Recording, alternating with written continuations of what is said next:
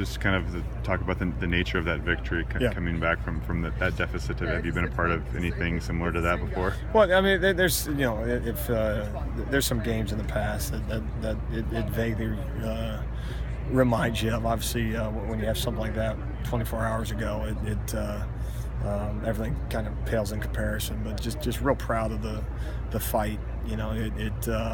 It's a whole lot easier to give in and say tonight's not our night. And we had a football team that didn't do that. So that was good. And then that's the only way you find a way is by keep fighting.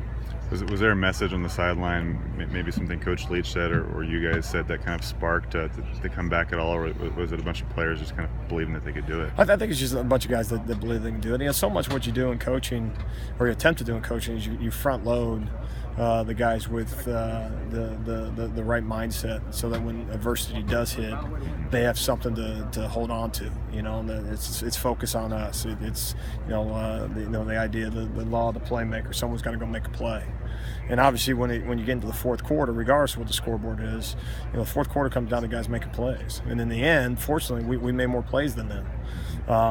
There's a stretch of time where you can say that, but the reality is, until the game's over, you're still find a way to make one more play, and we're able to do that. Imagine it's kind of the dream of any defensive coordinator to have a few defensive touchdowns in a single game. But what does that say about the team? And I know you guys won 2 turnovers a game, and you had 3 last night. Were you pretty pleased with that aspect of it? Without question, and those change football games. And last night, I mean, if you weren't a believer before last night, I don't know how you can ignore those things, because without it, nothing takes place in the fourth quarter that is positive on our side. That stemmed everything, and so it's just one more piece of evidence to the impact that it has on a football game. You want to win football games, you got to get the ball, and then especially when you're talking about in the fourth quarter, and when the scoreboard's tilted away from you, you got to seal some possessions, and so I was excited that we were able to do that. What did you see from Frankie? I think he had kind of 2.5 sacks in the first quarter, and had the fumble recovery later on. It seemed to be everywhere throughout the game, and it kind of made an imprint. Yeah. First quarter all the way to overtime. Yeah, real pleased with Frankie, obviously, last night. I mean, I think you saw a glimpse of what we think he can be, and I think through 2 games you're starting to see kind of what we think our front can be. And like anything, it's always a one-game evaluation. You're only as good as your last game. So we expect all those guys, including Frankie, to continue that disruption and continue that production. But that's what prompted the move to the rush linebacker spot. You name that position rush for a reason, and we think he can be an impact guy out there, and you saw some of that, at least a glimpse of that last night.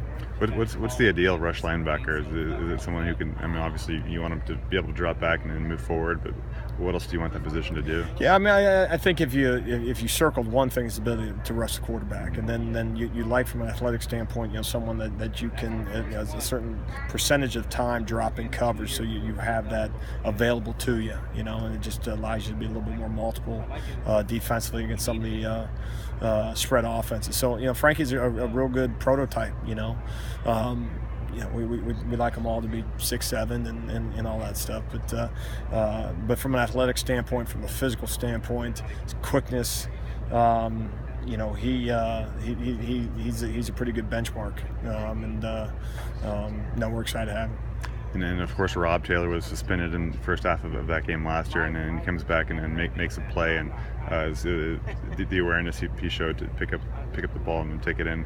Kind of good to see him kind of make up for last year and come out with a touchdown for you guys. Yeah, and I think there's a number of guys to highlight defensively that you talk about again, making plays, and you see a Peyton Pelora make plays, impact plays. Jalen Thompson made several. TFLs, I think it was 8, and I don't know if the stats were overly accurate on that. It may have been a little bit more than that. 4 sacks. And then, like you mentioned, the ball's on the ground.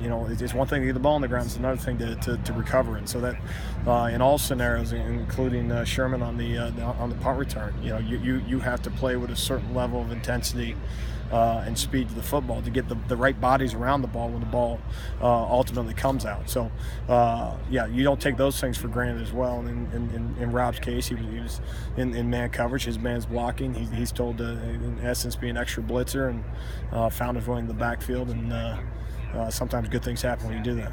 I know you guys are quickly moving on to the next week, but when your career is over, you kind of are looking back at what you did here. Is this a game you come back to just the nature of it, the overtimes, and finishing 20 minutes before midnight? Yeah, no, I think you have a tendency to remember the unique ones. Not because they necessarily have it's just one win. You only get we're 2-0, no more, no less. But no, that was a unique one without question. Just the circumstances that went into the entire game, and then it's all compounded when you start talking. You start adding up the overtimes. A lot of credit goes to the kids. They battled, and it's a fun group to be around when they play that way. Yeah.